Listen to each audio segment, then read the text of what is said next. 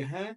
ये animal tissue 4 प्रकार के हैं, उसी में से एक प्रकार है उपकाला ऊतक। इंग्लिश में एपिथेलियल टिश्यू बोला जाता है। इंग्लिश में एपिथेलियल टिश्यू बोला जाता है। समझ में आया? अब इसके बारे में आपको देखना है। कोई पूछेगा कि उपकाला ऊतक क्या है, तो क्या उसको उत्तर दीजिएगा कि उपकाला ऊतक शरीर के भीतरी तथा बाहरी परत बनाने में कार्य करता है।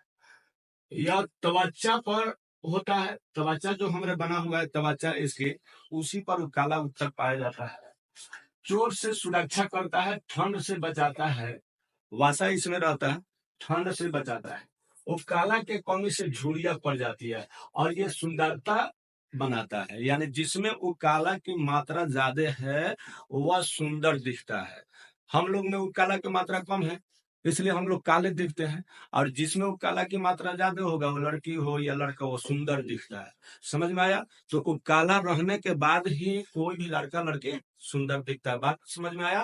तो ये उत्तक के पहला भाग उपकाला हम आपको समझा रहे हैं। उसके बाद दूसरा भाग देखेंगे, तीसरा भाग, चौथा भाग, 4 भाग होते हैं एनिमल टिश्यू में। चारों भाग के बारे में आप जानेंगे। अब ये उपकाला कितने प्रकार के होते हैं, उपकाला कितने प्रकार के, ये देखना है। तो देखिए उपकाला के प्रकार, उपकाला जो है 4 प्रकार के हैं। कितने प्रकार के हैं? उपकाला 4 प्रकार के हैं।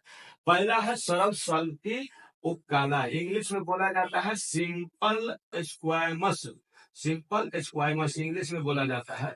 तो सरल सल्फी उपकाला क्या है? ये चिपटी होती है, इसका केंद्र भी चिपटी होगी, पतली और कोमल होता है।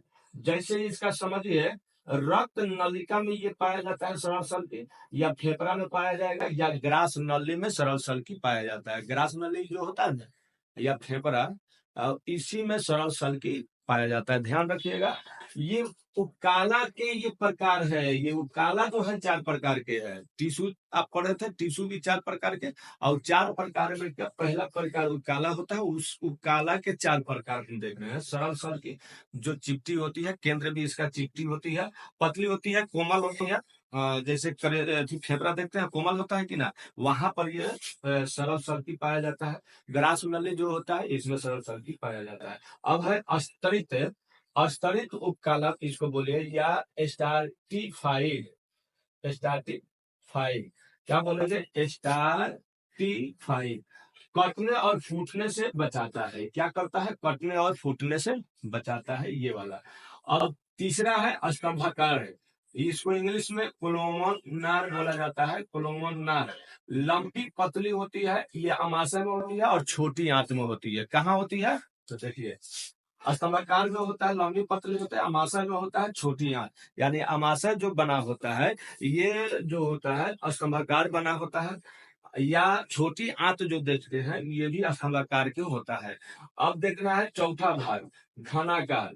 घनाकार देखिएगा तो घनाकार में क्या है? ये घनाकार स्राव और अवशोषक के स्थान पर ये घनाकार जो उपकाला होता है, ये पाया जाता है। उसके बाद ये लार ग्रंथि जहाँ होता है, लार ग्रंथि उसमें पाया जाता है। गुरुदे नलिका में पाया जाएगा, और विरिशन जो होता है वहां पर कौन सा उपकाला पाया जाता है? तो घनाकार उपकाला पाया जाता है। ध्यान में रखिएगा। तो आपने एनिमल टिश्यू के बारे में पढ़ा। एनिमल टिश्यू में आपको बताया गया था कि सेल, क्या बताया गया था? सबसे पहले आता है कोशिका। क्या बनता है? कोशिका।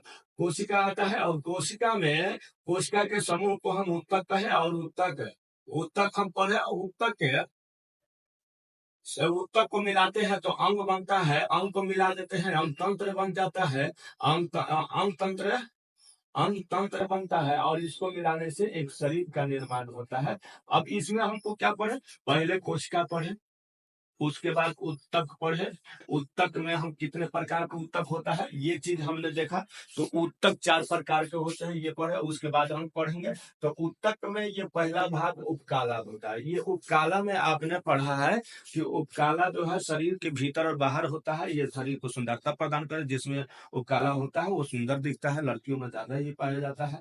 ठंड से भी बचाता है। ये 4 प्रकार के होते हैं। उपकाला कितने प्रकार के होते हैं? 4 प्रकार के हैं। ये चारों प्रकार के वर्णन किया गया है, और इसे